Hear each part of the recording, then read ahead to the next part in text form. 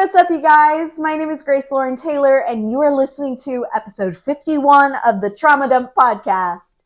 Thank you so much for joining us. Here at the Trauma Dump Podcast, we seek to answer the question, what is mental health? How do I take care of my own, and how do I support others? This week, we will be having our Discord Confessions episode number 2 with my very best friend and friend of the show, Kat Lynn, aka Claude Beauty 101 on all forms of social media. Please be sure to go follow Claude Beauty. Her TikTok, Instagram, and YouTube is at Claude_Beauty 101.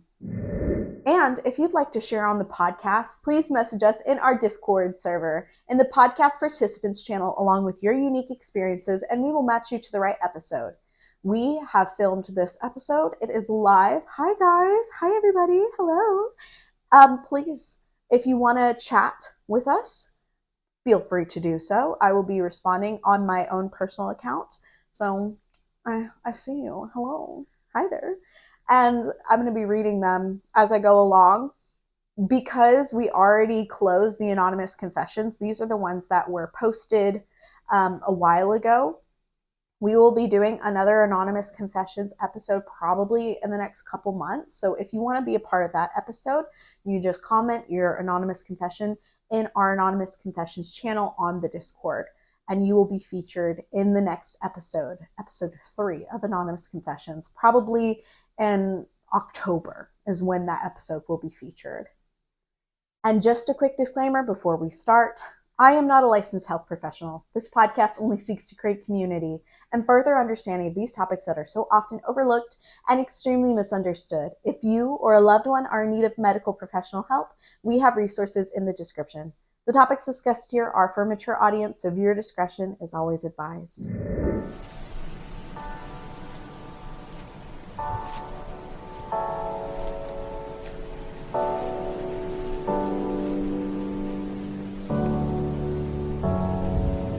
And if you're liking this episode, please hit that like button. Subscribe for more amazing content here from the Trauma Dump Podcast. Please subscribe to Claude Beauty over on YouTube and share the show with your friends. All right, let's get into this episode.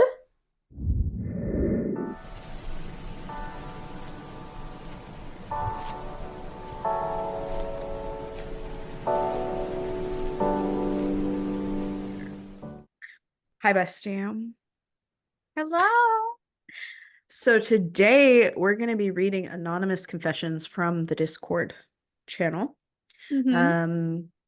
We're going to be reading them one at a time, and we're going to give our advice. We just got to give the disclaimer, we are not licensed health professionals. Mm-mm. Okay, so just take our advice as just besties hearing you out and wanting the best for you. We're not licensed, so Nope. if you feel, upset by our advice, take it as just a grain of salt. If you don't like our advice, you don't have to take it, Mm-hmm.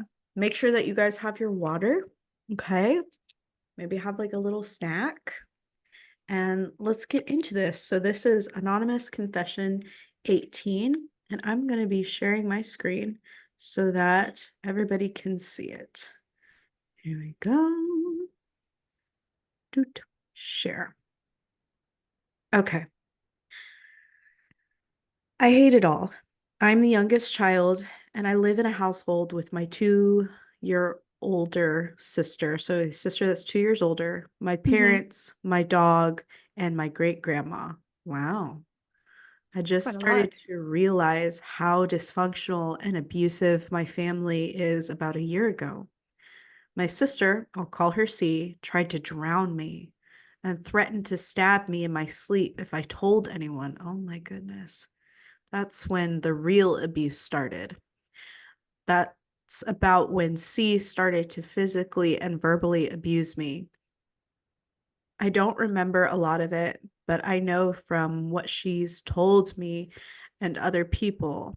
About a year later, I was essayed by a friend that I trusted the most. Oh no. Everyone I tell says it was an essay since we were both 7 or 8 years old. What? Does that But count? yeah, Doesn't matter how young you were. no. But I remember the feeling of her touch all over me when I take a shower. Oh my goodness. Oh, Around that time as well, my dad left, not permanently, but he left for about 9 months after he stole a bunch of drugs and money from our family. wow. Wow. A bit back more to the present. C recently started to stop physically abusing me, but still verbally. My dad is no longer an alcoholic or a drug addict, but it still hurts. Yep. He recently left again for about 4 months after he stole about $3,000 from us. What Most is with this likely, dad? I don't know, most likely for gambling and maybe drugs. My mom hasn't done anything to help, really. I've told her and my dad my sister used to physically abuse me, yet they don't do shit about it. I feel like my trauma isn't valid since I don't really remember it all.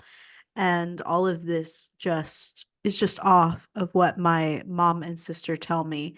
I feel like people don't look at sibling abuse that much because it's often pushed aside as sibling rivalry. I just want people to No, realize how shitty my lack of a childhood was. no. You see, siblings still abuse one another, and Mm-hmm. I will admit that I was a survivor of that. I'm not gonna go into too much detail. I'm not gonna say what kind of abuse it was, but I know what that's like, and it's real. And it's not called sibling rivalry. That's kind of ridiculous. Yeah, it's definitely ridiculous. I mean, I have two brothers.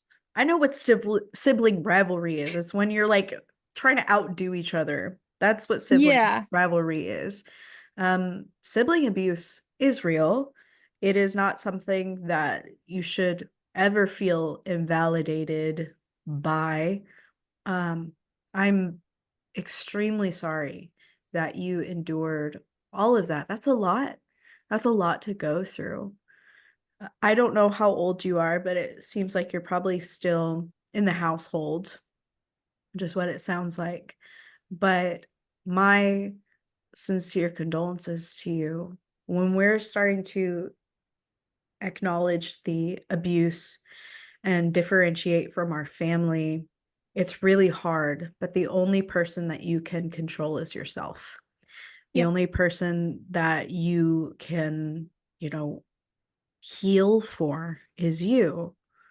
So, I don't know how old you are, but once you start to get out of that household, I want you to find who you are and embrace who you are because you are someone who is worthy of love and respect and consideration. And I'm glad that you know it's abuse. That's the first step. Yes. And I feel so bad that they don't feel like that is valid or people have told them it's not valid, especially when it comes to the abuse happening at 6 or 8, saying like we guys were 6 or 8 years old, it didn't happen.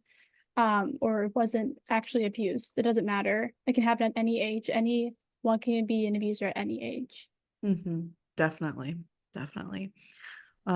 We love you so very much. Thank you so much for sharing. A quick resource to everyone watching and listening. The crisis text line is 988. You can text them at any time if you are in any type of crisis. They have licensed professionals on there, crisis counselors on there who will talk to you about anything that you're going through.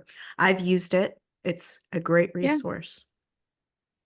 All right, we're going to move on to our next confession. Do you want me to read it? Mm-hmm. All right. I don't know how to share my screen. Are you sharing the screen? I think I'm sharing the screen. Can you see it? Okay. Yes, I can. I've mentally been slipping away. Sometimes I cannot stand my mother. I really need to move out because she does not understand what boundaries are. She's always warning me to be careful around my friends as they might be gay.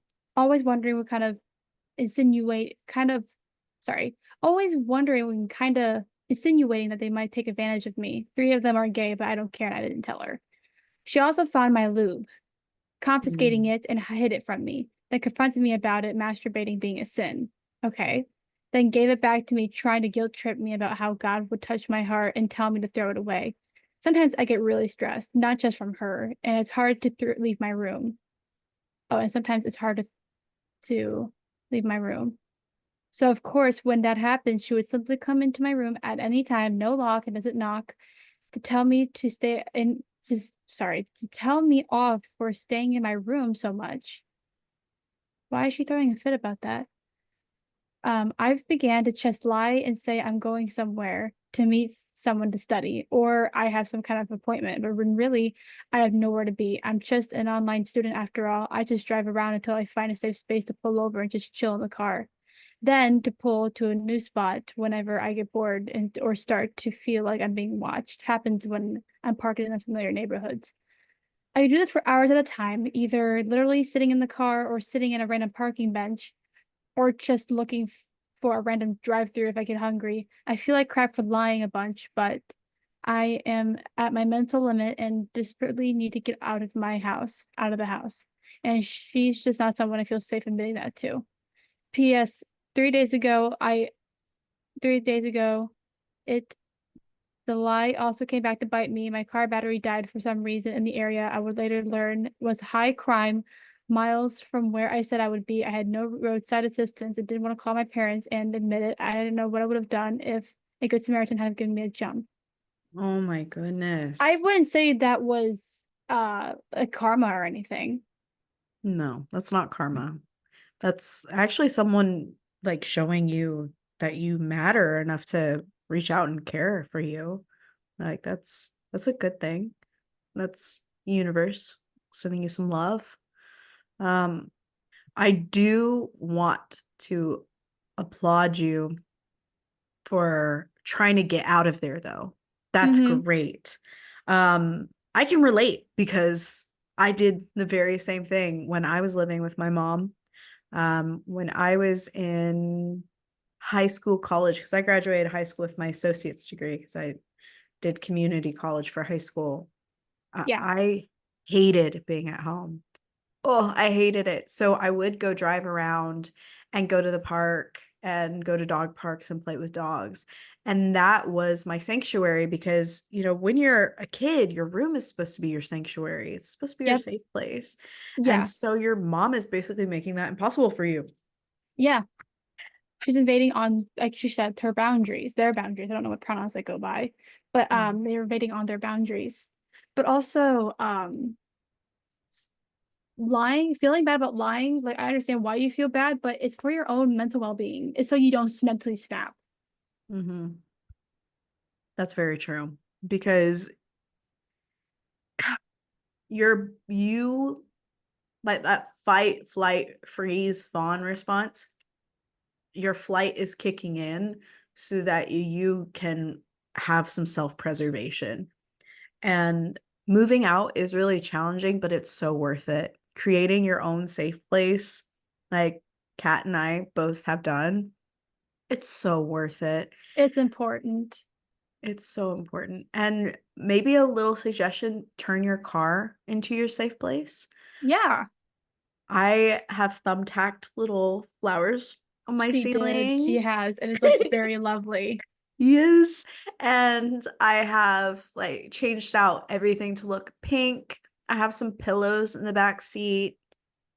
I always have what are those called? The picnic blankets. I have the ones that you can zip up so you don't have Yeah, to just fold them. And taking time to go outside and read, not just being on your phone, but go read or go to a dog park, speak to people, that can yeah. also be really beneficial. Reading is really important, or reading a manga, or drawing, or doing gem art, like something along those lines to like keep yourself occupied. Something creative. And if you're of age, which it sounds like you are, if you're of age and you want to start taking the steps to move out, find a job, find a job that has health care. Okay. Yes. Find a job. All right. Or apply to a bunch of different jobs. You can do it through Indeed or ZipRecruiter. Find a job. Okay. And start making some money. Start putting away some of that money so that you can save up. I would say in this like economy, you want at least 3 months rent of saving, which is a lot of money, about $6,000. I know that sounds like a lot of money, but that's what you should have. Yes. Save up for that much money, okay? And have a job and find a place. Start going on apartment tours, find a place that you like in a good neighborhood. And it sounds like you've been driving along a lot. Maybe do DoorDash or Uber Eats or Grubhub. Yeah, that's a good idea. That could be a way, if you love driving, which I loved driving. If you love driving, that could be a great way, because you're driving all around the place and getting to know your surroundings. That would be my advice, is start setting yourself up for success so that you can move out, so that you don't have to do what I did and live in my car for a while. You got Yeah, this. no. Yeah. You got this. We believe in you. But this person says, I have been going through a lot and I've been bullied for a long time. There's one dude, he's super mean. He called me skinny rat and bald Oh, and all that stuff. And he pushed me against the car, and he was the teacher's favorite for that year. And I was the teacher's least favorite. She absolutely hated me and she would not let me participate, but then would get mad when I didn't try to participate. That's so fucked. that is so, yeah. Ah, all of the boys in my grade think that I am the most annoying person in the world. Your voice is repeat over and over in my head. Because of it, I'm cutting myself, and I'm so fucking tired of these people being mean to me for no reason. And they're making fun of me for being underweight, having ADHD, and all of these stupid stuff. I think I can make it better. I used to self-harm to survive instead of die. That's how I used it. I am making sure I survive so that I can get back at all of them.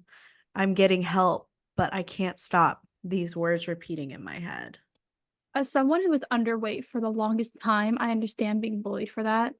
I used to be called like skinny bones, the wind would just blow you away.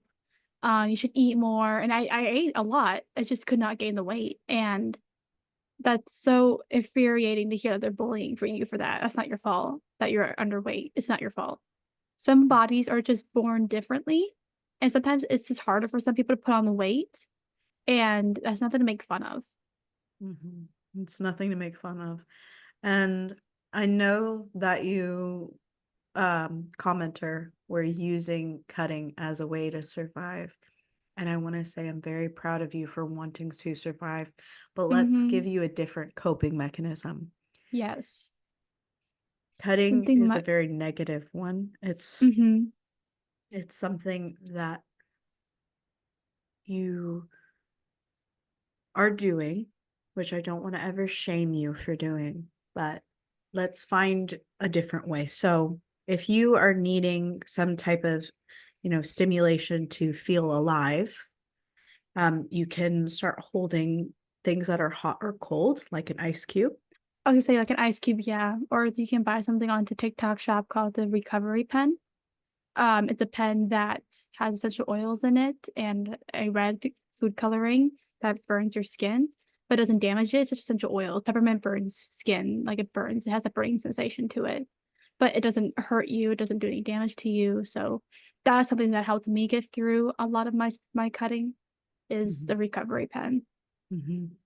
Another way that you can, start to recover. I had a friend who got red pens and would draw the cuts on Or marker. herself. Yeah, or Yeah. marker.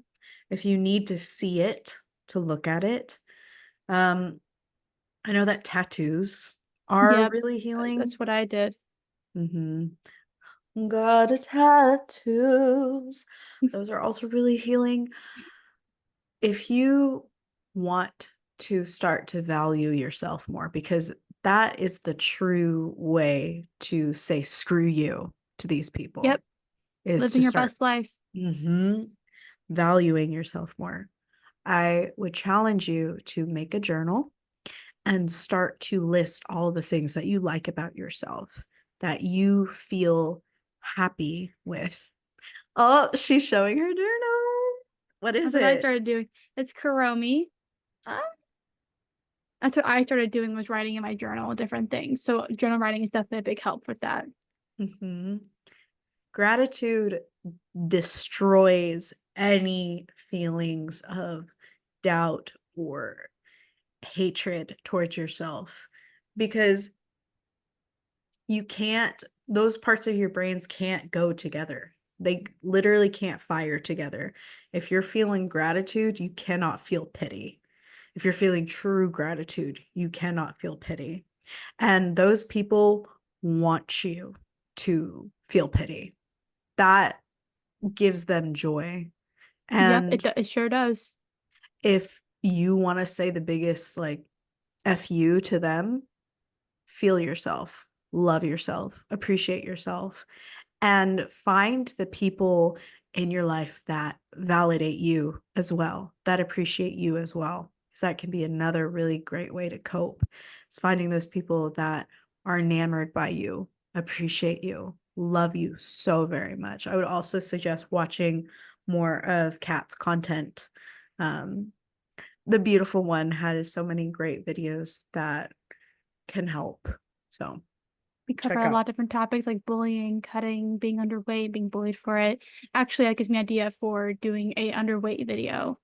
So I'll be sure to add it to the list. That's what I was doing right over here. I have my phone over here to come up with ideas as we talk. So that's what I'm doing over here, is writing up ideas. Yes. You are so loved and your body is beautiful.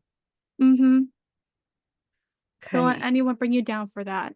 Your body is beautiful. It is an amazing tool that is keeping you alive. And we're so glad that you shared what you're going through. Thank you.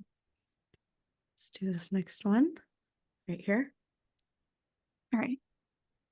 I can kind of relate to this on some level, because when I was younger, I didn't have many friends and was bullied. Honestly, the best thing to do is just try to connect or talk to other people and just wait it out, trying to find other ways to resist self-harm, just like using an app or a stress toy. Stress toys are also very good.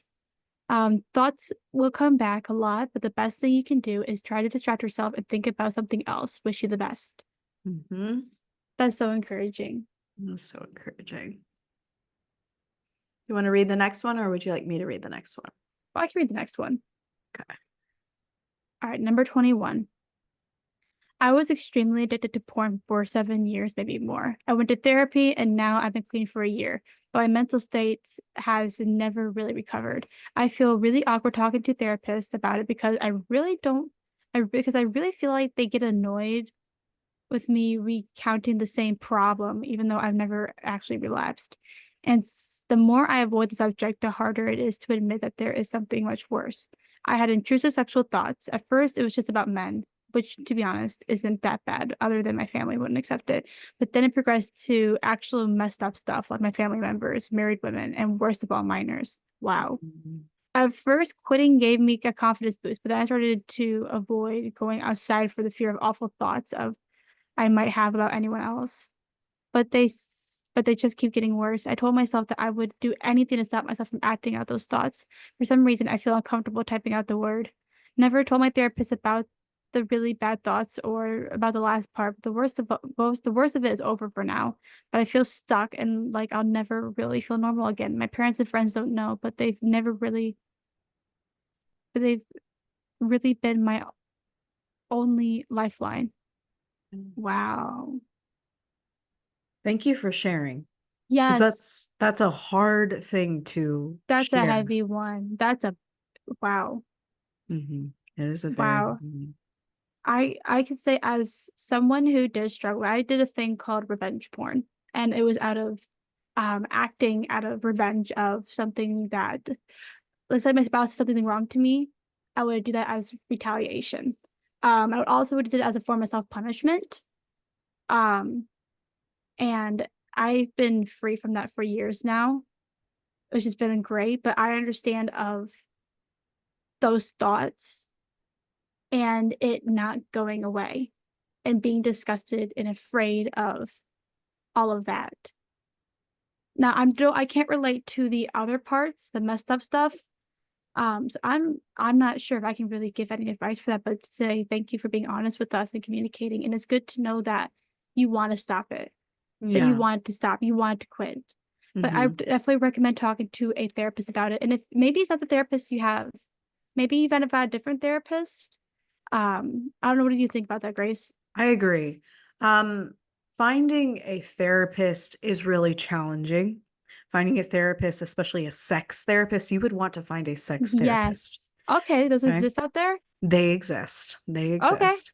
You would want to find a sex therapist who deals with repressed thoughts and harmful behaviors and triggers. So, what happens in our brain when we become addicted to porn? Your brain stops getting the dopamine and serotonin hit from, say, regular porn, and you keep trying to find the more extreme, more extreme, more extreme, because that novelty is what gets people off. If you have a harmful way of looking at sex and intimacy, because from my experience, we all need intimacy. We don't all need sex. Sex is not a need, it is a want, Right. it's a desire, but we all do need intimacy. And so if you feel touch starved, or you know starved in a sense that you can't connect with other people, getting those continual dopamine hits from, say, things that get progressively more and more messed up, that makes sense. It's what your Wow. brain is searching for, to have that novelty. The best way that I know how to recover, because I did have a porn addiction, the Wow. best way that I know how to recover is to admit it out loud to Yes. someone who is safe and someone who wants to take care of you. It sounds like, yes, your family is your lifeline, but personally, they wouldn't be able to give you, advice that wouldn't impact your future relationship with those people. When you're trying to overcome an addiction, like, I know that AA is a thing, and there are different addiction based recovery strategies. From my own experience, the only way that I could actually recover from my addiction was going to therapy and having a therapist tell me, I see you, I understand, let's figure this out together, and not doing it alone. um Yes. Recovering from sex addiction is very difficult, but it's very, very possible. It And is. you There's a way out. isolating yourself is the worst thing that you could do. The Agreed. worst thing that you could do. Now, I know the fear of doing something wrong. That's okay. That's valid. That's Yes. something that you should be glad that you have. Okay. Find people who also struggle and who also want to get better. I'm sure you could find a Discord server for this, and I'm sure you can find Reddit posts and forums for this. If you want to start recovering, like, in-person treatment, there are so many different like sexual um malformalities that you can recover from. Um, and it sounds like, I mean, addiction is a mental illness. It sounds like it progressed to the point of a severe mental illness. And so, what you need is community, and you need Mm-hmm. people that hold you accountable. Okay. So, finding people that hold you accountable is what is going to help you. I, again, want to say from the bottom of my heart, I understand. I'm very sorry that you're going through this, but you are incredibly brave for like typing it and letting other people in to hear what you're going through. You are not alone. You don't have to do this alone, and you can recover. Okay. It just sounds like you need intimacy. So we need to find healthy forms of intimacy for you so that you can attach in a way that is mutually beneficial. So thank you. Thank you so much for sharing. Yes. We'll go to the next one. All right. Oh, I'm kind of sad my friend stopped considering me her best friend. You know what? I relate to that one. Like, there was a friend of mine that I consider to be my best friend, but they didn't consider me to be their best friend, and that's where you have to realize there's a line drawn there, and just accept that there is no there is just no way of kindling that. They made their choice, and that was that. Yeah. I think that's a universal experience. We all go through times where some people we feel very connected to may not feel as connected to us, and that's okay. That's life. I had a pretty sad experience of that. Not recently, but in the recent past, of where I really considered this girl my best friend. I wanted to make her my maid of honor, and she started to pull away from me. And Kat knows about this because Kat is my bridesmaid. But I had to talk to Kat about this and be like, I'm worried about it. I feel like she's pulling away. And Kat's like, okay, we'll give her time. Give her time. Yeah. Let her feel this out. We'll give her a month. And we did. And this person would say one thing and then their actions were doing a whole other Just thing. playing another, yeah. And so we had to make that decision of being like, okay, we're going to choose ourselves. Yeah. Because And you can you don't have any hard feelings towards this person. You don't have any like negativity about them. It's just like, you know what? They were going one way, I was going another. And sometimes that's how relationships and friendships go. yeah. And you will find other friends. You will find people throughout your life that you're closer to in one way, and then other people that you're closer to in another way. You don't need one friend for everything. In my experience, No. you have different friends that fulfill different parts of your life. Mm-hmm. And that's beautiful. We conceptualize the idea of like, oh, I need a best friend. I need this one friend, but you're never going to find No. that because the only person that No. can complete you is you. So you're never going to No. find that. And you know, I didn't know that was a thing until I had to cut off one of my very best friends. And that made me realize that I could have multiple of them. And that's a wonderful, beautiful thing that I can have and enjoy. Mm-hmm. You have so many friends. That's just, it's great. And you get new perspectives and you get new experiences and you get new life lessons from having multiple friends. Like, I have Kat, and we're both disabled human beings that work from home. Yep, so we do. So we call each other random times throughout the day, and we'll just be doing our normal daily task, and we're just on the phone with Yeah. each other. Yeah. It's a vibe. We did that earlier today. Yeah, we did. We're like, hey, I'm gonna call you and bother you for a minute, and that's Yeah. okay. Or we do arts and crafts day, which we gotta do again. I gotta get more crafts in my life. I need to do more crafting and sewing. But it just takes time finding those people. It doesn't happen like a snap of the finger. Sometimes it takes time to build it. Mm-hmm.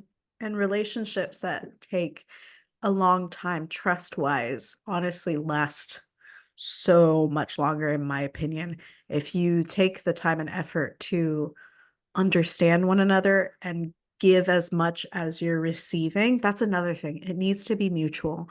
If the relationship isn't mutually beneficial, and I'm not just talking about like positivity, you guys need to have fights. You need to have Oh arguments. yeah. You need to have like conflict. But once you start to resolve said conflict and trust each other, that's when those relationships get better. And losing friends is hard, but you can always learn something from it. You can always learn something. Always, always.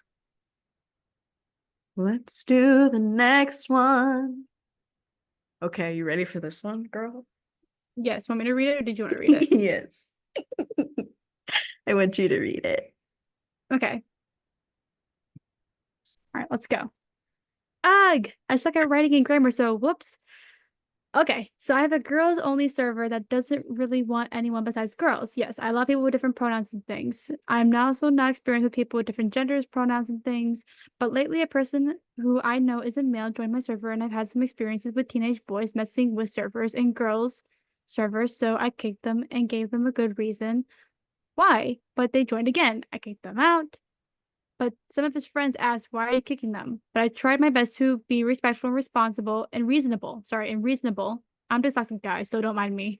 So I said, they're breaking the rules by being a male. They're not allowed to sorry for the inconvenience.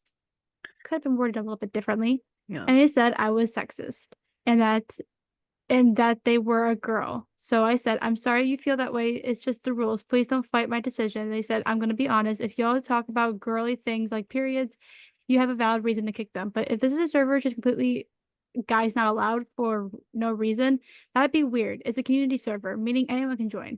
And I kind of get that, but I don't know. I'm not good at this kind of stuff and it sucks. Sorry if they seem disrespectful or rude to anyone yet. I'm not good with gender stuff. This is just a dumb rant. I don't know. Is that a dumb rant? Like, okay, so like I understand. Like I don't know. Like I understand where they're coming Mhm. from because it's kind of like, did you know in Japan they have a women's only train? Mhm.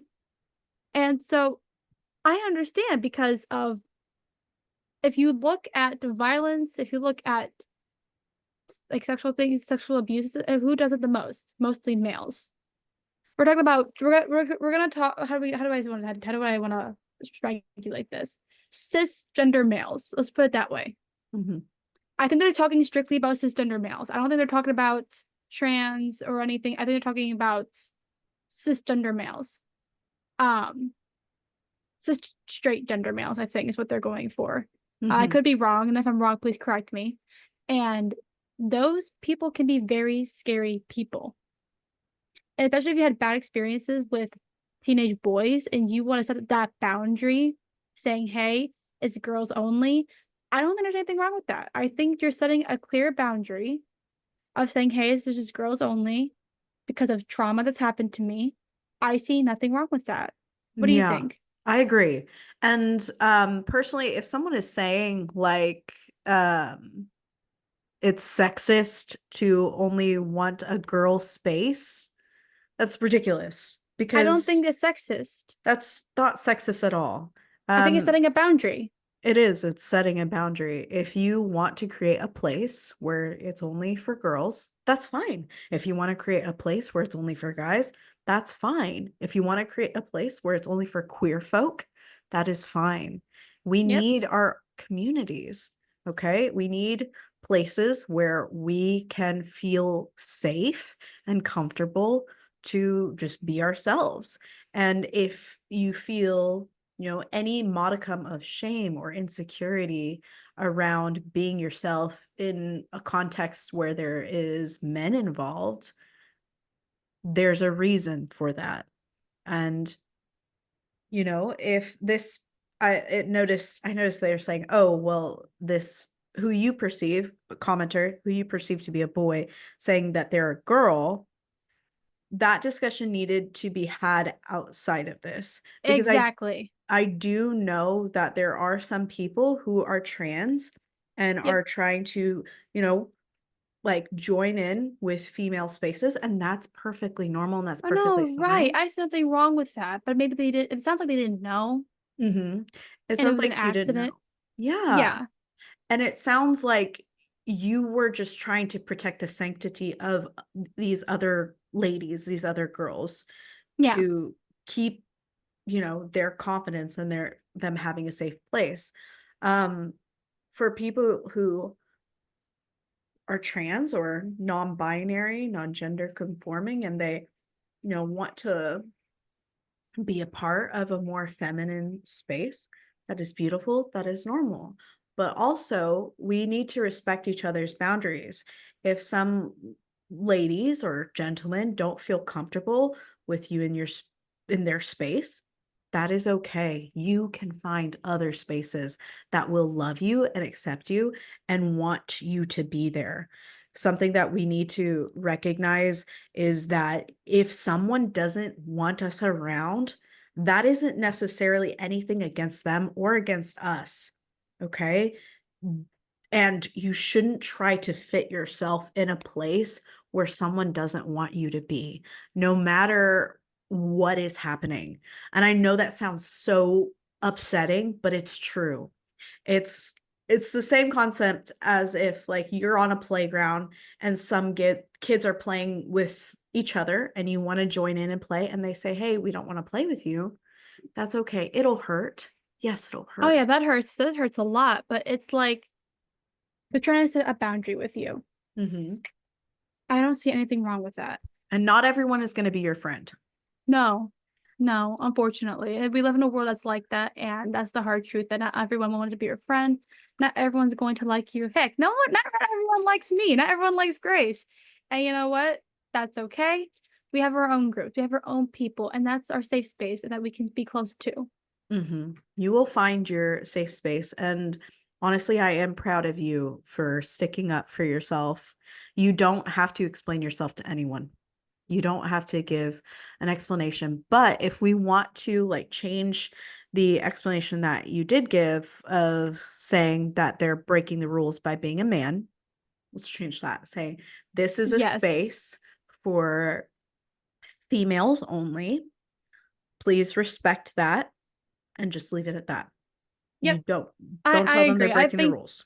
Like I said, I think I could have been worded a lot differently. But saying, hey, this is a safe space for girls only, I think it's like I said, Yeah. It's safe place, girls only. make it a positive space, not a negative space. Exactly. I'm gonna read the next one. Here we All right, go. 24, which is how old I just turned. Hey. let's Okay. go. Confession 24. I can't. I fucking can't anymore. Like, what's the point of living anymore? The world is shit. Global warming is still a problem. Hate crimes is still a problem. Inflation, taxing, overpopulation, Oh, everything is shit. taxes. Tax. Okay, that's the only thing I can agree with. Taxes, I hate I them. hate Texas. Taxes suck. Okay, I agree. Everything is shit. Nothing in this world that brings me joy anymore. Absolute fuck all, because I know it's just a temporary excuse for keeping me alive. Why was I born? Why was I brought on this shit planet? I know I'm laughing, but like I relate so I hard. relate to this. It's an Ah, uncomfortable laugh. I relate to this.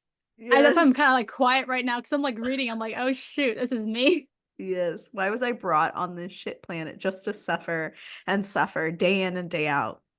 Where is the serial killer to stab me 100 times in the chest? Ah! Where's the plane crash to kill me on the impact? Oh my god. Why can't I die? I feel immortal. I fucking hate it.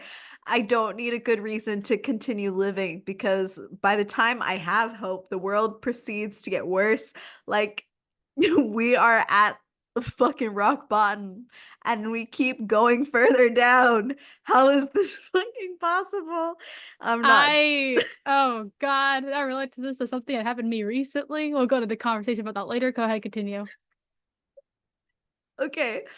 I'm not dialing a crisis line because the world only wants to repay it for its investment in me, and I want to give a very pleasant fuck you to the world. What is the point if I'll die at 25 because humanity's incompetence to solve its issues? Everyone on this planet robbed me of my life. Anyway, I'll just wait for me to naturally die so people don't cry too hard that I killed myself. Anyway, this planet is shit, and I hope it explodes.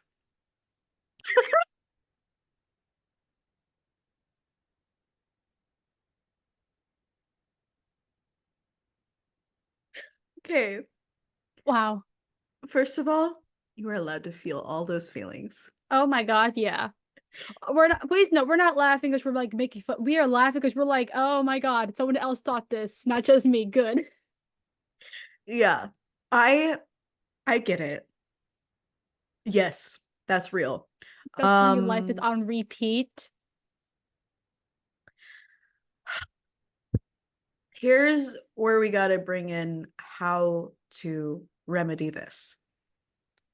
I'm glad that you're like, I'm not going to kill myself. Good. Don't kill yourself. Good. Yeah, please don't. Don't kill yourself. Killing yourself is never a solution to anything. It's just a permanent, ending. It's not a solution. Yep. From my experience, when we are feeling this anger, resentment, rage, get it out. Good job for getting it out. And then allow yourself to feel that, because it's grief. We're living in a time where, yeah, everything is spiraling out of control because we have never actually been in control. The people are not in control. So we have to go into our own space of what is in our control right now. What is in your control? Okay. Your breathing is in your control. So I want to give you this tool. It's called box breathing. This is what I teach to all of my acting and singing students. What you do is imagine there is a box right in front of you. Okay. As you go up vertically, you're going to inhale. So you're going to do this for a count of 4. You're going to inhale for 4 seconds. You're going to hold that breath for 4 seconds. Then you're going to exhale for 4 seconds. And then you're going to hold for 4 seconds. And you're going to keep repeating that. You can increase the second intervals, however many you like. But the idea is that you have equal breath, equal hold, equal exhale. And this helps to regulate your nervous system so that you can make rational decisions. Because when we're in a heightened state, we can't make rational decisions. Okay?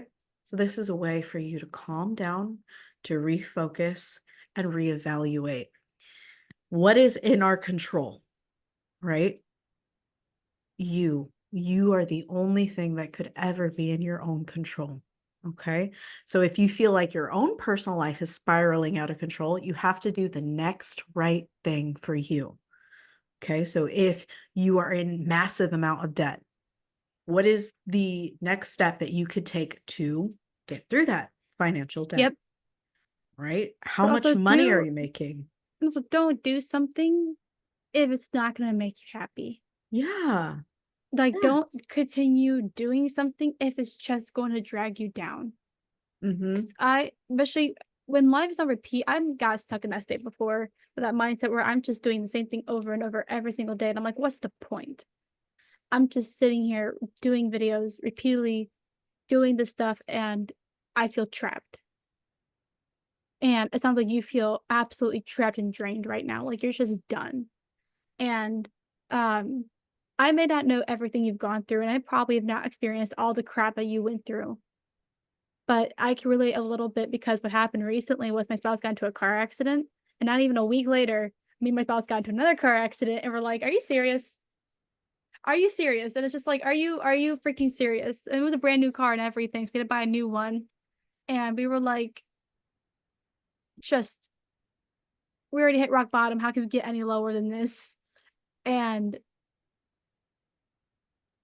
this is gonna sound so cliche and such bull crap, so forgive me if it sounds like, "Oh, here we go again." It does get better. It can, and it will. I know that probably sounds like a broken record, and you're probably thinking of like, "Where's the evidence of it?" My life is the evidence of it. Grace's life is the evidence of it. That it can and it will get better. Life sucks. Let's just be honest. It sucks. But doesn't mean there's not beautiful gems every now and then to peek through the rock. Exactly. That's very true. When you hit rock bottom, you got 2 ways to go: straight up and sideways. You got 2 ways to go. So you can either continue to, be angry, be resentful, which we're not going to say that's not valid. No, That it's is completely valid. I feel everything you felt. Or you can make the choice to take steps to make your life better. So like I was saying with financial, if you have like a lot of debt, which I do, I have student loans, I have credit cards, I'm That's why paying I'm off paying my Grace to be car. my editor. Yeah, I'm an editor. Anyways, I have to, write down everything I have debt wise. Then write down, okay, what is my income? Right. And then I have to write down, okay, where can I put money each month so that I can slowly pay off my debt and the interest? That is something that I'm taking accountability for, all my debt, and making sure that I'm putting into practice. Okay, here's how I'm going to pay off each one. And I try to pay off the smallest debt first. So that's like, oh, there's like one debt that's gone. I have a credit card that's like $200. I paid that off this month. I'm proud of myself for that. And then I do the minimum payments on my other ones plus $10. So whatever the minimum payment is, plus an extra $10. And that slow incremental change can help empower you to feel like, okay, I'm actually taking control and I'm actually doing stuff that will help me. That's something that you can do. You just have to find what's in your window of control and doing the next right thing, and you can get through it. But those feelings of fuck the world, that's valid, because the world is shit, but there are things in the world that are the shit, that are great, that will bring you joy and happiness and peace. And finding those things are worth it. I found Kat through this podcast, and Yeah, she's the shit. And she's been making my life better and better and better. But we that's try. only because we delve into each other and continue to be there for each other when we're going through it. Like, you have to find those people that will commiserate with you, but also commend you when you're doing better. And I'm proud of Yep. you for sharing. Let's go to the next one. 26. Guys, I think it's getting worse. Oh, All right, I'll read 27 as well, but what was that response? Was it the same person? I have no idea. We'll never know. Oh. All right. I think I self-harmed for the first time. I was frustrated and kicked my toe against the wall. I am now just indulging in the pain. Anything is better than this upcoming Thursday. As I type, the pain's getting worse on my toe, and at least it's making me feel something other than happiness right now. Let me tell you something. When it comes to self-harm, the reason why we self-harm is because we want to feel anything, because we're so numb. We're so numb, we just want to feel something. And there's different ways of self-harm. So I think what they just described, what I think is considered to be self-harm. What do you think? Yeah. Yeah. Yeah. To If you're feel something. indulging, yeah, if you're indulging in pain and you're like, yes, this is what I wanted, yeah, add self-harm. There's different Yeah. ways to do it, but we understand and we can relate, and we appreciate you sharing this with us. But again, as Grace has said before, let's look at other healthier habits that we can be doing to feel, like the ice cube trick, or throwing ice cubes into a bathtub. Get to feel such as that's what I heard of a trick like that. My therapist told me. If you get angry or upset or you can't feel anything, take ice cubes and throw them into a bathtub. Throw them into a bathtub and just let that out. So maybe that's what you need to do. I could be wrong. For me, Joey was mentioning this yesterday. We were talking about, I asked him, I was like, Joey, if you could tell yourself, past self, when you first started dating me, what would you tell him? And he was like, get her on medication as soon as possible. I think that's what Colin would have said. And he said, hold her even when she says, don't touch me. Just give her a hug, even when she's mad and says, don't touch me, or touch her like this. Like, he was like reaching with like a finger, because me saying don't touch me was a way of self-harming, because I felt like I didn't deserve to be held. I felt like I didn't deserve to Aw. be loved. And everybody's different. There's some people who don't want to be touched when they're stressed out, but for me, I needed it. And a way of me self-harming was saying, I'm gonna refuse this connection because I feel like I don't deserve it, or I'm not worthy of it. Right. Find those things that you feel like you're not worthy of and do them. Yep. if it's within, your realm of possibility, find them. Like I have this little strawberry cow, and it actually smells like strawberries. Cow. I have a little strawberry cow too. Hello. And this is the coolest shit. You ready for this? What? It has a heating and cooling pack in it. Give me that plushie right now, girl. This was my birthday present from Joey. Joey, that was a good idea. Good idea, dude.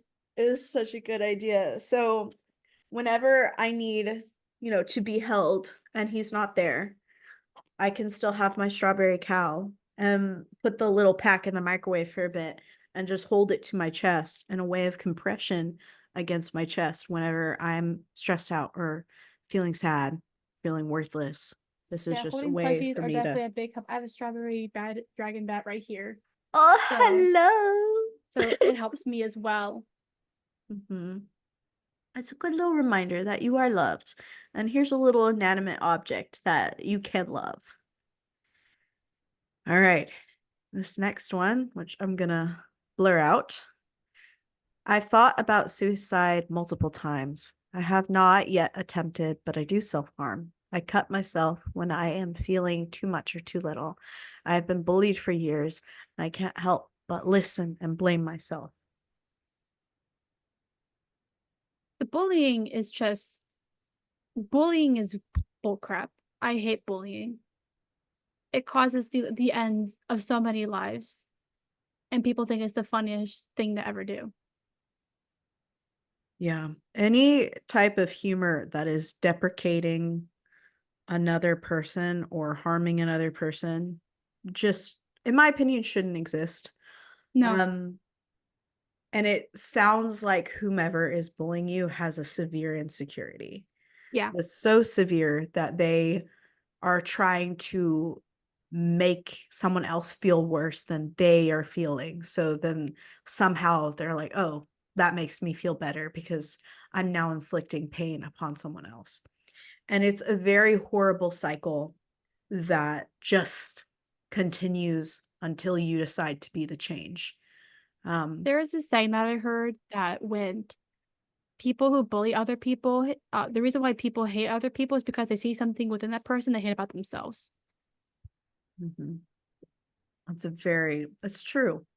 It's a very true thing. When I was in middle school grades, I had been on my 6th different school, and I, for whatever reason, am very confident in myself to the point where I'm like, I'm going to talk to everybody and anybody, and I don't care if you don't want to be my friend. I'm just going to at least say hi. And someone, I won't say their name, but some kid in my middle school really hated me for that. Really hated that I could just go up and talk to anybody and just, even if they hated me, just wish them well. And that's how I was when I was younger, before insecurity came in. But that's just how I was. And I reconnected with this person recently. They added me as a friend on Facebook, and they didn't really bully me necessarily, but I knew they didn't like me. I could feel it, And they added me on Facebook. And so I added them back, and they messaged me. No. They messaged me and they said, I want to apologize. I would talk shit about you all the time in middle school, and talk shit about you being, so lovey-dovey to everyone. And They're jealous of you. yeah, that's what this person said. It was like, I felt really insecure that I couldn't do that also and make friends. And I thought the only way that I could make friends was by us mutually hating someone else.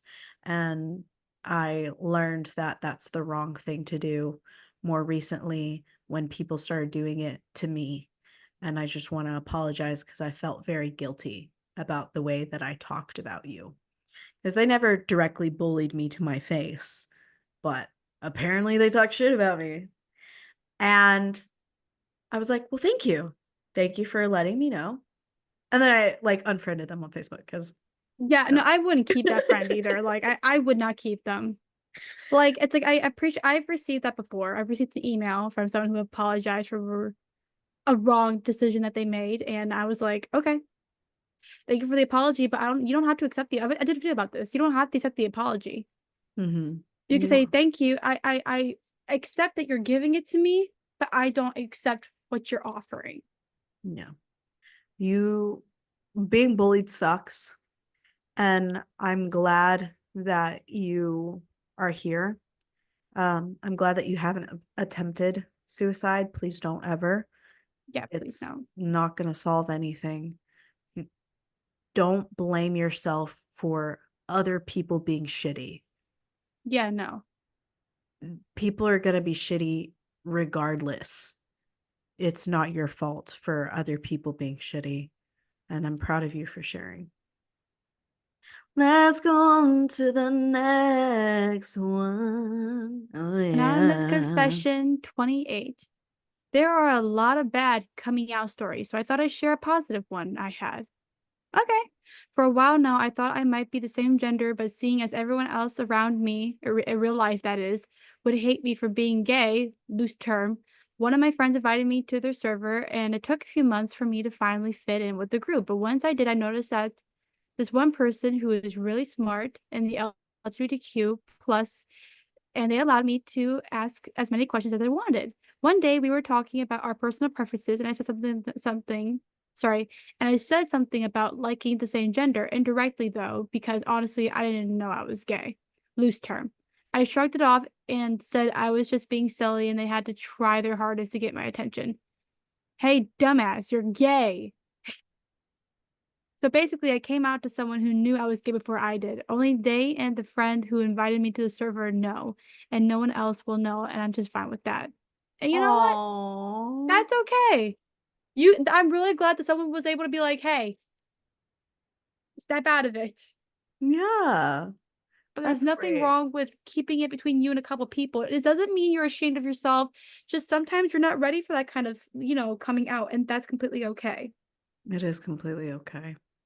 Anonymous confession 29. I kind of feel like shit with the person I'm dating. College is over, and Oh, we both went to our hometowns and have summer jobs lined up. They're looking to work 2 jobs over the summer plus summer classes and don't have a lot of time. But all I have is a single internship that is only 2 to 3 hours a day, and most times the commute is longer than the actual work. But I can't not try to talk to them every day, and it's kind of making me feel like I'm too attached and I'm going to annoy them or make something go wrong. oh. I used to be that way with really bad anxiety. And what helped me was medication. It's not gonna work for everybody, but for me, it helped. Yeah, medication can help. It sounds like you need to communicate this with Yes. your significant other. Sometimes we do start to feel that way because there's a reason, and then sometimes there isn't a reason. So communication is the only way that you're going to figure out if there is a reason or there isn't a reason. If Yeah. you're finally settling, it sounds like college is over. If you're finally settling into, your new life outside of, regulated, scheduled college, it's going to be really challenging. It's a new thing, new experiences. It sounds like you have a lot of free time. So what I would recommend is you start to invest more in yourself and in cultivating who you are. It sounds like you've been relying a lot on another person to feel good or to feel happy. So maybe start to figure out what you like, what you enjoy to do. And from my experience, I'm engaged and Catlin is married. And the only way that we keep our relationships running is by investing into ourselves the same amount as we're investing into our partners. You Yes. still have to date yourself. Okay. That's a good way to put it. You still have to do things that you enjoy, that you love to do. And if you're with the right person, they're going to be so happy about that and so excited to see you excited. That's They're gonna my, be very understanding as well when you need time for yourself and figure out what you need to do. And also, Mhm. if a relationship is not making you happy, is sometimes like sometimes you gotta spark it back up, or it's the end of it. Yeah. It sounds like you genuinely love this person, and it sounds like you just need to focus more on you and what you need to talk to a therapist about this even. Exactly. Rediscover yourself. Yes. Oh my gosh, I gotta do that. It's worth it. Let's do confession 30. We're doing 30. All right. Things that have been bothering me is how my parents. My parents specifically will take hours to get around to feeding me. I'm a minor who is too focused on school to make my own food. And then will casually say, "You're so spoiled." Like, what? I'm spoiled for giving basic human necessities, and it's your job as a parent to supply me a meal? I'm really bothered by this. I can already tell I've developed an ED because of it. I know that when I'm an adult, I'll die because I feel like being supplied human rights makes me a burden. I don't know what to do anymore. That's so sad. Mm. And they're a minor. I can relate to this because my mother, intentionally or unintentionally, I don't know, starved me and my siblings. She wouldn't put food in the house. She would always yell at us to feed ourselves, even when we were like 6, 4 years old. You're Um, so young, like, you should learn how to eventually you're gonna learn how to cook for yourself, I understand, but the mother is supposed to provide food not the mother, sorry, let me rephrase that. The parent is supposed to provide food for the child. mhm. And if you are getting told that you're spoiled for having needs, ick. That's I'm so that's sorry. cringe. That gives me the ick. Yeah, that's horrible. Something that you can start to do, because I understand the fear of developing an eating disorder and having one, is reaffirming yourself that I need food to live. Food is fuel, and I enjoy eating food. Okay. If you are doing a lot of homework and you don't have time to make yourself, a full-blown meal, you can always get yourself a snack, and you can always take a break from school to go get yourself a snack. I don't know how old you are, but if you're Right. doing a lot of schoolwork, I would guess you're at least middle school, High high school school, middle school, age. yeah.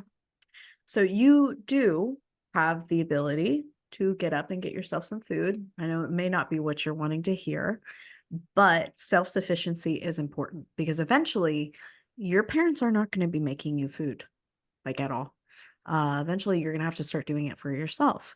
I don't agree So, with the parent calling them spoiled, we don't yeah. agree with that. We know you're not spoiled. You be Mhm. asking for basic necessities is not you being spoiled. But you still need to learn to take care of yourself. So here's what you could do. You could say, "Hey, mom, hey, dad, will you teach me how to cook? Will you teach me how to make this dish? Maybe one of Like your favorite basic scrambled dishes." eggs, maybe Yeah. basic box mac and cheese. It sounds like they don't have food in the house. Mhm. So maybe ask them, "Hey, could you get this from the store? Could you get this instant mashed potatoes?" Mhm. Boom, Aldi's, best friend. Maybe request them to get certain things from the store. And if they call you spoiled for that, then they're gonna definitely have a problem. Yeah. I think the best way for you to advocate for yourself is to communicate to them how you feel when they call you spoiled, and say, "Hey, this makes me feel like a burden." And say, "You know that you're not a burden. I can tell, like, logically, you're not a burden by being a child, right? But your feelings are still valid." So maybe advocate for yourself and say, "Hey, mom, hey, dad, hey, dads, hey, moms, hey, parental figures, hey, guardians, can you please help me instead of hurt me? Because when you're telling me that I'm spoiled, this is how it is being portrayed to me. Whether or not it's a joke, it still hurts." Yeah. If you let them know, a good parent will be like, "I'm sorry for that." Okay? If they say that they're not sorry, ignore them. Yes, Ignore please. them and continue being you, because you deserve to eat and you can do this. I believe in you. All right. 31. I've been scratching myself on purpose. Don't do that. Yeah, don't do that. Stop right now. Stop scratching yourself. Okay? Stop it. All right. I love you. Don't scratch yourself. Mm-hmm. Okay? Let's go Oh, back tap to on the like hand. let's go back to like the couple suggestions we had before. If you need a way to feel something, hold ice, go punch a pillow, um, go run outside, like run outside, okay? That'll get your endorphins up, right? Because if you need a way to feel something, go do something physical. Yep. All right, ready for 32? Yep, I got you. I have a bad habit of bottling up my feelings and never talking about them to my family. Eventually, I explode into my emotions and tell my mom everything when something slightly inconvenient happens. I understand that one. Recently, the same thing happened, and my mother promised to get me a therapist, and I said that would be good. The last time this happened, she said the same thing but never does it. And sometimes it seems like she cares about her health more than mine. For years, my dentists have told me I need braces. I haven't seen an orthodontist once, but as soon as her arm starts hurting, she starts reading articles, buying stuff, and for it to go to the doctor. I know she cares, but I feel like she could care a bit more. Hmm. It sounds like she wants to help and she wants to care. It sounds like her priorities are just off. Yeah. And I can understand this. I can really understand it. Especially you do have to take into consideration how expensive like Oh, yeah, getting healthcare braces can is. be. Oh, Oh, God. braces, healthcare, it's expensive. It's very Yeah, expensive. but So she wants to do these things for you. You got to advocate. You got to remind her. Parents need yeah, to be reminded of these things. Um, there's a lot on their minds. Like, yeah. I'm being serious. As a kid, I was thinking, what? It's so easy being an adult. No, it's not. Especially with taxes, man. Your brain is everywhere when you're an adult. When you're a parent, so it sounds like she genuinely is trying to help, but like, remind her. Just give her gentle reminders, like, "Hey, mom, I remember when you said this. Could you please do this?" Like, I wouldn't be hard on her. It sounds like she genuinely is trying to help, but it sounds like either they just have the money for it, or I don't know. It sounds like she's really trying her best here, though. Yeah. And especially if you're a parent and you are feeling any sort of pain yourself, that's in the forefront of your mind. So it's not a bad thing that her feeling pain and then she goes and does something about it. She can't feel how you feel, my love. She can't. We can't feel how our children feel. So you just have to remind her and do it gently and say, "Hey, Yep. mom, don't put any blame on her. Don't No. mention her doing anything for herself. Just say, "Hey, mom." Especially if she has ADHD. Yeah. Say, "Hey, mom, um, can we make an orthodontist appointment sometime soon?" Or say, "Hey, mom, can we start looking for a therapist?" That's all you got to do. That's all you got to do. Don't blame or shame your parent. She's knowing moms. She's probably already going to feel it. Okay. Yeah. So you got this. We believe in you. Advocate for yourself. And it's a good tool to have is to start advocating for yourself. All right. The next one is 33. I think I found out why women have such a hard time in today's world. Really? Ah, nice. Okay, let's hear it. Last night, I hit a low where I just wasn't feeling on top of my game, but I didn't tell anyone because they would ask, "Are you on your period?" Yep. Ugh. Even if I was, it didn't change the fact that I was burnt out from the week of extremely hard work. You go, girl. You Yep. go. Today, I had to majorly step out of my comfort zone and interact with people for a long period of time. For an Oh, God. introvert with major social anxiety, it was difficult. I feel that. Yep. I didn't tell anyone that I was struggling for those 5 hours because I knew I'd be told this is what everyone does for school, college, work, grow up. Yep. I'm sorry, my love. In the My late poor thing. afternoon, I hurt myself during practice for my sport, and this is when I decided to talk to my male friend. I told them that I was in pain and that I was scared to lose my position on the team. Coach is very strict when it comes to injuries.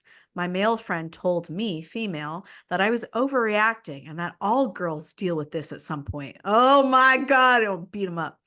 I already can't Oh, confide in anyone over mental issues because I'll be given meds and written off as an unstable woman. But I can't ask my friend to be there for me when a major part of my life is on the line. I know the world is still trying to overcome sexism, but it really gets on my nerves when women can't say they're in pain or express something major is bothering them. that is so true. Mhm. Oh my gosh. I'm so glad my spouse doesn't do this. uh, Just to be told that you're overreacting or told that oh, you're just overthinking, that's like gaslighting. mhm. That's gaslighting. Yeah. I'm very sorry. I'm very sorry that people think it's okay to blame your period or to, you know, write it off as something like that, like it's in your control. You are not alone. What you're going through sucks. Yes. And I'm very sorry that you feel stuck between a rock and a hard place on that. It's it's not great. I'm glad that you could share and commiserate with us because we agree. We see you. We Yeah, love we you. do. We We understand. appreciate you. For your injury, I know that you said that your coach is strict, but I would tell them. And I would phrase it this way. Say, "Coach, I hate to say this, but I am hurt and I would like your recommendations on how to help heal myself and how Assuming to it won't be get on top of sexist. yeah, how to get back on top of it because your coaches are supposed to essentially help you to overcome, injuries. Self-care is really important. So if you need to take a break and your coach says take a break, I know it sucks, but take that break. Take that Yes. time to heal because if you start to run or jump or continue like overexerting yourself, especially when you have an injury, you're hurting yourself worse and you're making your recovery time way longer. Yep. I know it sucks to hear, but please take time for yourself. You deserve it. You really, really do. Let's do the next one. 34. For some reason, I can accept others, but I can't accept myself. That's a mood.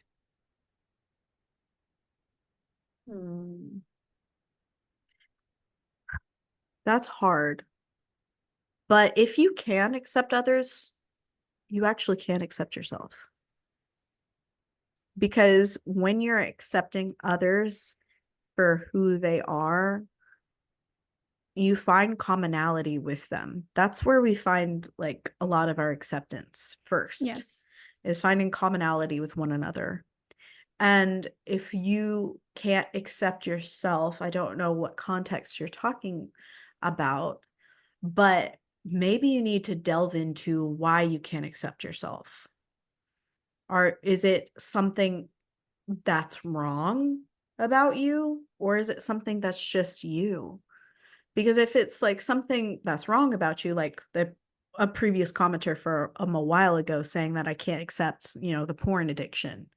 Yeah, which That's is a fine. that's a good thing to not accept. That's a good thing to want to change.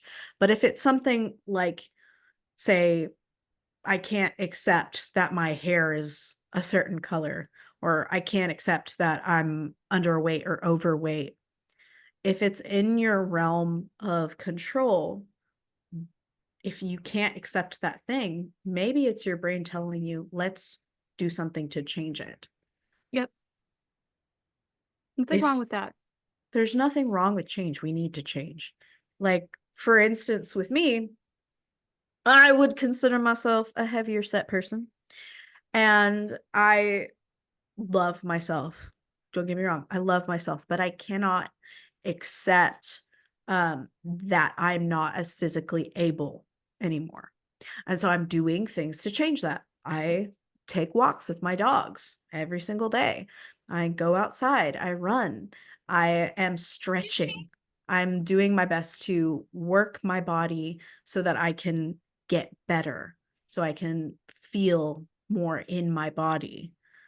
That is some saying I can't accept, how I'm living. So I'm making choices to change my living. You can do more. If you're feeling like, oh, I can't accept this, what can you accept? What do Yep. you want for yourself? And then do the things that you want for yourself. Make minor changes, little incremental changes at a time. I really do want to be able to run at least a mile straight. So what am I doing periodically? I'm walking every single day. And for at least 1 minute, I am sprinting as fast as I can with my dogs. That is like one of my goals. I have 2 crazy dogs. I have Gigi and Mochi, and they are pulling me, both my arms. So it's not like I could actually slow down if I wanted to. I have to like slowly slow down. That is something that I'm making a change for, and you can do the same. You really can. All right, next one. Oh, it's I a feel best like, friend oh, one. Anonymous Confession 35. I feel like I've never really had a best friend. It honestly surprises me that people have someone they can tell everything to. For some reason, I've never felt that way with anyone, not even my family. Wow. And you know what? That's something that can happen, is that you can trust like no one, like even your own family. You don't feel that closeness with them. Yeah. It We both sucks. know what it's like to lose a best friend. We both know what that's like. Mm-hmm. You dumped everything into that person and you get what? Bull crap in return, or you get going your own separate directions in return. And it's like, what was this for then? Mm-hmm. If you're wanting friendship, pursue it. Pursue it. And I know it's really, really hard, but it's so worth it. Making online friends is a way that you can. I mean, you're already on the Discord, so maybe Yep. connect with other people, share, or reach out to other Join the people. group chat. Join the group chat. Let's chat it up. Let's talk about things. Share your interests with other people. If you want to connect with other people, outside in the real world, go to a park. Talk to a random stranger. Say, hey, I like your hair. Hey, I like your shirt. Where'd you get that from? Start Go up to a the mall. conversation. Go to the mall. Go to Hot Topic. Talk to people at Yeah. Hot Topic. Say, hi. I talked I to one think of the you're cool. employees. Yeah. Talk to an employee and say, how would you style me? That's a fun experience. Seek out community, seek out other people. If you're wanting a best friend, go make yourself a best friend. Okay. Because you're worth being a friend too. You're worth it. We love you. Yes. We love you. Okay. 36. I let it get bad again. I'm too tired to stay strong. I'm sorry, my love. Take a break then. Okay. Take a break. Feel it. Feel everything. If you are too tired to stay strong or stay positive, let yourself feel the sadness. Okay. Take a depression nap. Take a nap. Because staying strong is hard. And if you feel like you've been doing so much for so long, let your body rest. Okay. Take a mental health day. If you have work, call in. Say, I need a mental health day. Yep. Then take that day. All right. Get a therapist. Go get a therapist and talk to your therapist about what you're going through. Next one. Number 37. My dad is heavily racist, oh boy, and doesn't want to let me hang out with one of my friends because of their skin color, claiming they likely to have a bunch of issues that they'll bring into our family by letting them sleep over for a night. He's done this with all my siblings and their friends. It's so annoying. I just want to have some friend time. Will Your you read dad the sounds like one under? Oh, yeah, to this person who said this, I feel you. My entire family's racist, father, uncle, grandmother, etc. And I'm afraid of making new friends with POCs, people of color. My family and I are all white, and I try not to copy their racism in my life, but it makes me feel sad that I can't expand my friends to be more diverse. I recently made friends with a POC, and my dad was asking quite intrusive things about them. My dad is such a dick sometimes. It definitely sounds like your dad is a bit of a that. Peepee head. Peepee head. Yeah. Peepee head. Saying this as a mixed person, I am multiple different races. I did not experience any sort of racism until I went to middle school because I grew up in an environment where races were all loved, hi Gigi, loved and appreciated equally. So I didn't understand what racism was until I got older. When I started to experience racism, because I look white, right? I look white, but Yeah. I'm not. And people in middle school, my grandparents who are Black, white, and Asian, but they look very Black, came to pick me up from school. And they're like, those aren't your grandparents. Like, yes, they are. Look just like them. They're like, no, you don't. Like, yes, I do. Yes, I do. I have the same nose. And they're like, what the heck? You don't have the same skin tone. We get too focused on our skin color Or what they and look like. or what you look like, but you are not who you look like. You are Nope. not what you wear. You are not the color of your hair. You are not the color of your eyes. You are not the color of your skin. Your character is much deeper. And people who have been raised with bigotry and prejudice, it is very hard for them to unlearn those things. Okay. The only thing that you can do is continue to seek out people that love and show love. Okay. And you have to be the change within yourself. If you want to have people who look differently than you as friends, be their friends in spite of your dumb parents, grandparents' opinions, because that's just what it is, opinions. Okay. Yeah. You give credence to who you allow to impact you in that way. You don't need to accept their bigotry or their racism. Just continue to be you, continue to show love and receive that love. Okay.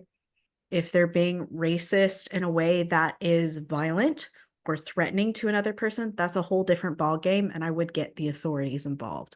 If you do not feel Yes. safe, get the authorities involved and remove yourself from that situation as soon as possible. And unfortunately, it sounds like some of these things will not go away till you move out.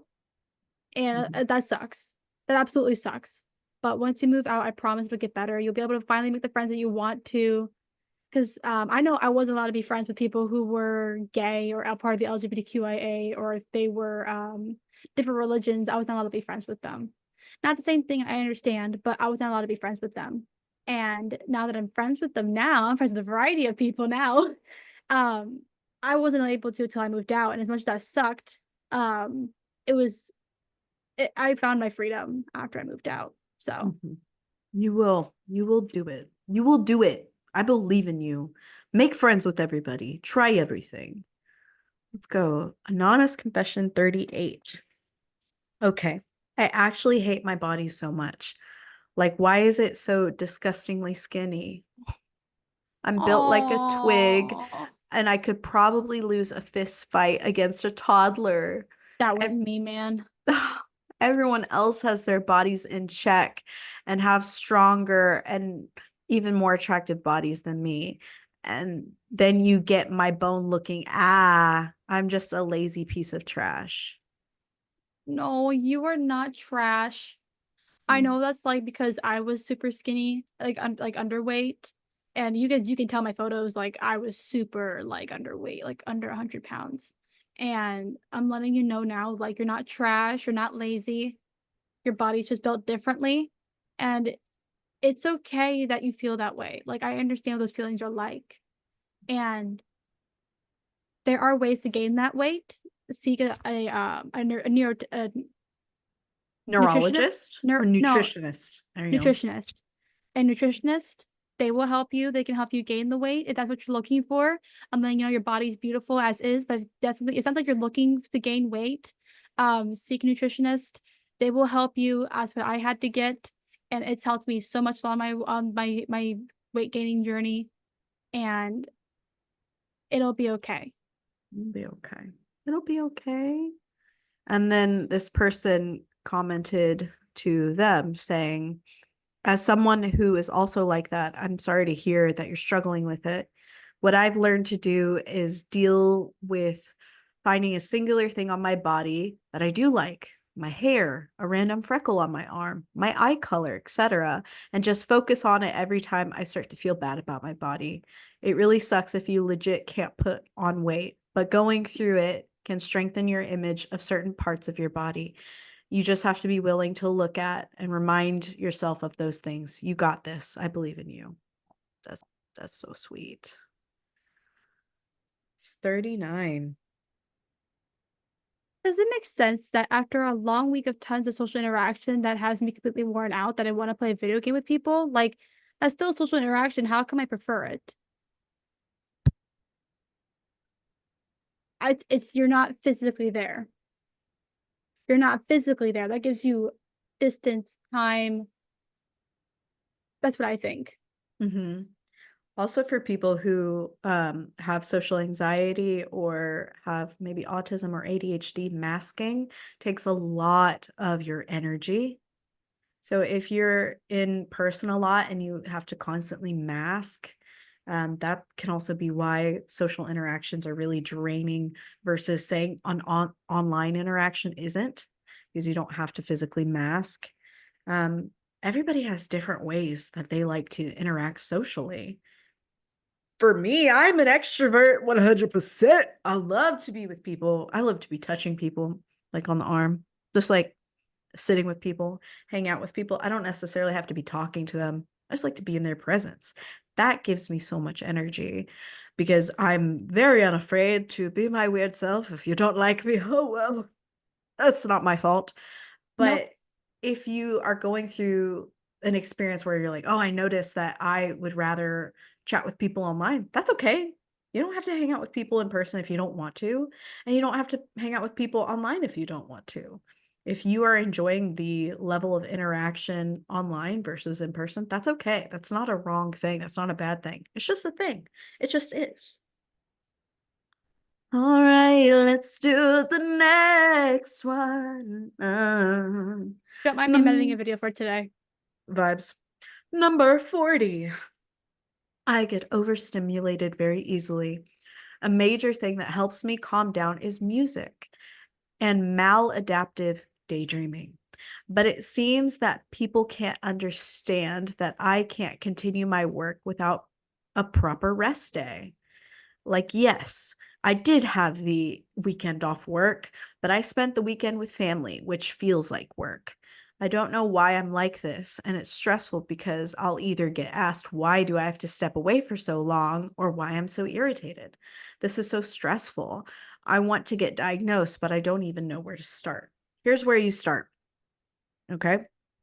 Here's go to our description. Okay. I have 2 free weeks of BetterHelp. I am not sponsored. I'm not. You can find a therapist on there who can diagnose you. Okay. If you are looking for a diagnosis, you can find it. Self-diagnosing, I don't ever recommend it, but you can do some research on, symptoms of whatever you're going through and say, hey, this sounds like what I'm going through, and then go to a licensed professional and say, hey, this is what I've been experiencing. These are my symptoms. And they can either be like, okay, let's do some tests. Let's figure this out together. Or they can direct you to a professional that is more specialized in that, field. I have been diagnosed with ADHD and more recently OCD. And it wasn't the diagnosis that really helped me, but the coping tools that they gave me after the diagnosis that really helped me.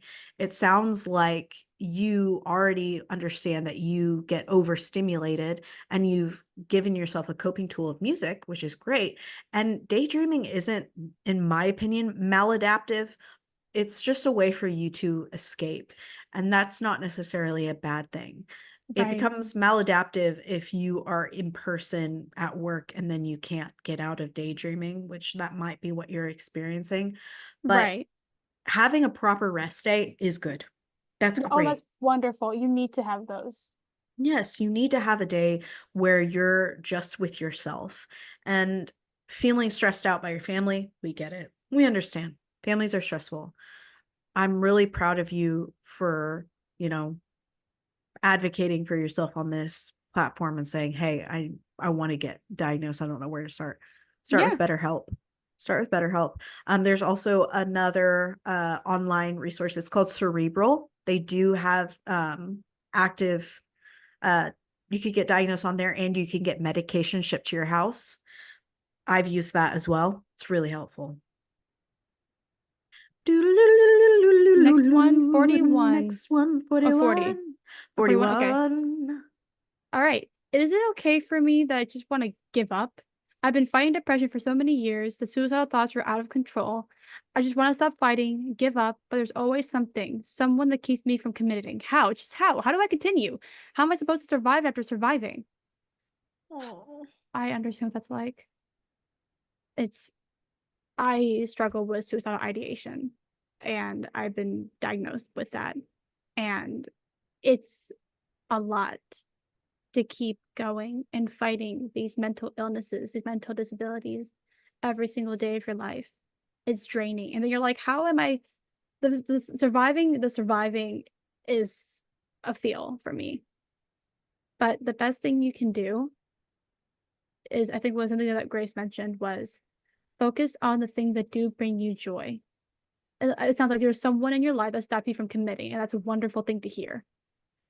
Focus on that, hold on to that, and create a support group. Figure out what's your foundation. Communicate these emotions to somebody. Talk to a therapist. Get a support. Go to groups.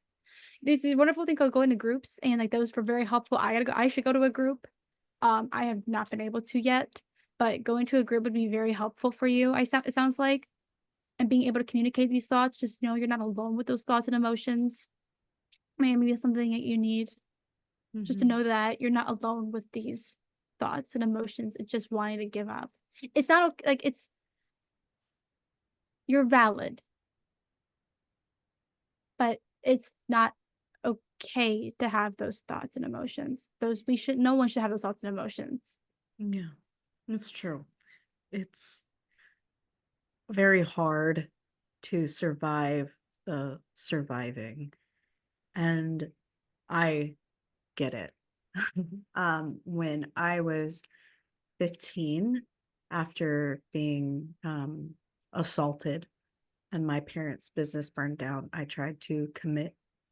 And afterwards, I understand feeling so much shame and anguish and not knowing what to do next. I understand it. I understand it.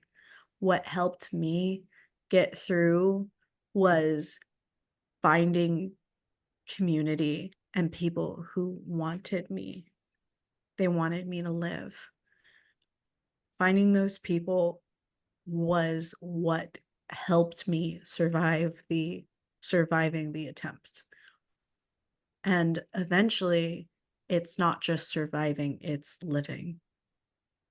We want you to live. We want you to flourish. We want you to grow. And you have to start wanting that for yourself, to stop surviving and start thriving. Let's do the next one. All right. Trigger warning, mentions of suicide, confession 42. Even with a noose around my neck, I will do everything in my power to pull one more person away from killing themselves. Yeah, I get that. I get that. Pull yourself up, though. Yep. You know, the analogy of like if you're in a plane crash, put your oxygen mask on first. You got to do it for yourself. Okay, my love, you got to do it for yourself. Here's Anonymous Confession 43. I I seem seem to. to. Oh, you're Oh, good. you got it. You got it. I got it. I seem to care much. I seem to care more about my best friend than she does about me. It's not that she doesn't care. It's just she doesn't trust me as much as I trust her. Hmm. Maybe it's a boundary for her. Maybe she's scared. There could be a amount of reasons, a number of reasons why, and everyone has their own progress and their own trusting journey. Mm-hmm. It's true. Like if you feel like the relationship is uneven, there might be a valid reason for it. If this person doesn't trust you, ask why. Talk If to them you're about it. Yeah, if you're noticing that they don't trust you with certain things, there might be a valid reason why they don't trust you. And this might be a way for you to grow as a Mm-hmm. person. If they're not trusting you for certain things, like Communicate. communicate. This is like something that I have to start to work into practice because I'm a chronic oversharer. That's why I tried a podcast. I'm a chronic oversharer. And this can be a positive thing and also a very negative thing. And I have noticed that if I want to overshare, I need to make sure that the other people hearing this want to hear it. Yeah. If Or they maybe they're don't, and maybe if they're not ready to hear it. mhm, It's not the fact that they don't want to, maybe they're not ready for it. Or maybe that's not where the friendship is at right now. yeah. If people are not ready to hear the things that you're going through, that's okay. That means that they shouldn't have the privilege of hearing it. Yep. And if this person doesn't trust you as much as you trust them, maybe have a trust building exercise with them because trust is built on a mutual foundation of understanding. So maybe they don't understand you, or maybe you're not understanding them. Maybe it's all in your head. Maybe they do trust you, and maybe you don't trust yourself. That could be it. That could be it. Let's do the next one. I've realized how much I sacrifice for other people's happiness. I'm wondering if it's selfish to not want to sacrifice that much so I could be happy too. No, 44, it's not No. selfish. It's not selfish at all. No, it's okay to like that's a boundary you gotta set for yourself. Yeah. If you're feeling, burnt out in any way by other people or feeling like you sacrifice too much, like stop. That's your body telling you stop. Stop sacrificing so much. Not Right. something that I learned in middle school was that uh, not everybody's going to like you. Not everybody is going to put in as much effort as you're putting in. And not everybody is going to realize how they're affecting you. If you feel like you are giving so much of yourself to someone else and you're like, "Oh my gosh, I'm doing it." Good. You've already completed the first step of acknowledging it. Good. Take a break, take a breath, reassess, and give more to yourself for a while. And if those people are your real friends, they're going to be like, "Hey, what's going on? How can I support you? I notice you pulling away. What's going on?" They'll want to like reattach to you. If you're finding yourself in a situation where you don't, once you're like, you've distanced yourself and you don't want to come back to those people, that's okay too. That's okay. Like self-sacrifice is too glorified in today's society. You don't need to sacrifice yourself for others. You don't. You'll be okay. You got this. All right, this is the last one, my love. You ready to read it? All right, I am ready to read it. 45. All right, let's go. I hate that people have power over me. I feel submissive when I'm around people I trust. When it's taken too far, I feel disgusting. I sit here only knowing that any types of friendships I'm going to have will be for me to be used as a sex toy or just sexualized because I'm so soft and nice and etc. I'm so pissed off because that's what some of my ex-friends did. Oh, those do not sound like friends at all. Those are No. not no, if they always see you as something to be sexualized, just because you're being nice and kind, you're being vulnerable to them. That's ridiculous. And that is very sad. I'm so sorry. It sounds horrible. It sounds so horrible. And if they're just like friends that are taking advantage of you sexually because you don't know how to say no, that's not your fault.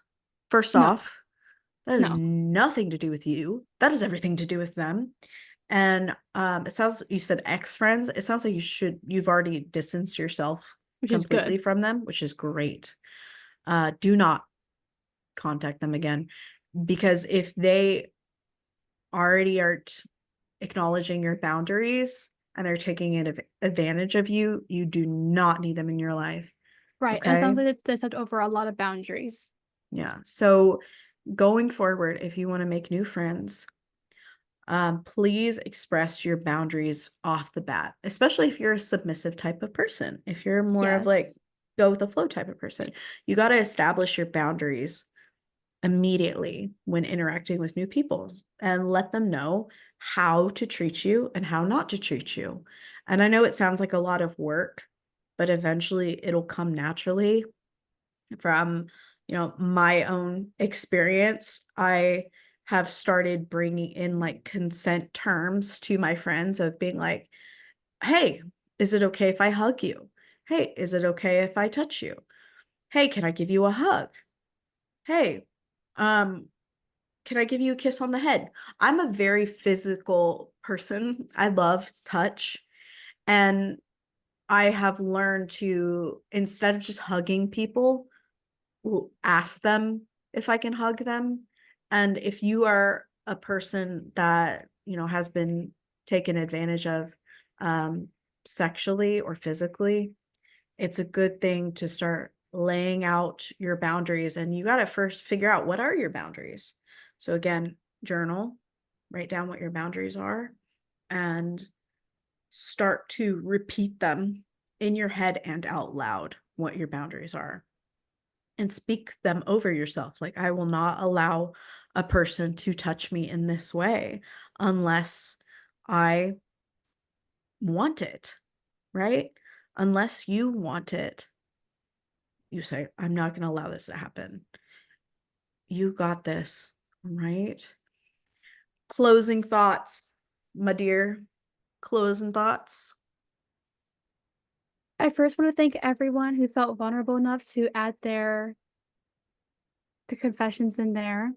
You are appreciated, you are loved, you are seen, and we love you. We appreciate that you wanted to talk to us about this, that you wanted to be seen, you wanted to be heard, you want to know that you're not crazy. None of you are crazy. All your feelings and emotions are valid.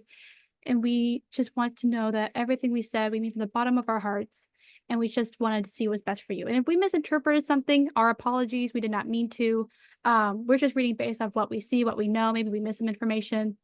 But that's my ending statement, I think. Yeah, we did the best that we could. I mean, if we say something that you don't appreciate, please let us know. Comment, let us know. If you're listening to us on Spotify or Apple Podcasts, please rate the podcast. It really helps us out a lot, helping the podcast reach other people. If you're watching us on YouTube, please hit that like button. Subscribe if you want to. subscribe, and please check out Catlin on socials. Claude Beauty 101. Claude Beauty 101. Yeah. I don't know I'm why having too I much feel fun like with singing. that. I'm having so much fun today. I don't have any like singing lessons to teach today, so I've noticed myself. I'm just like, Girl, enjoy yourself. I am. I'm enjoying our hair today.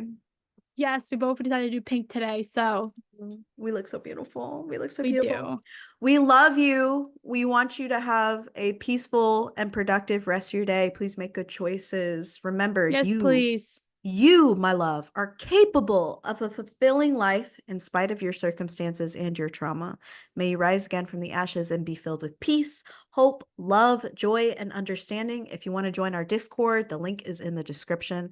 We will probably do another anonymous confessions episode, maybe like in a couple months, like a while from now. So if you want to leave your anonymous confessions for maybe the next episode, confessions number 3, put it in the anonymous confessions channel and we will read them on the podcast. All right. Don't die. Survive. Yeah, no dying. Survive. We got this. We got this. We love you. We love you.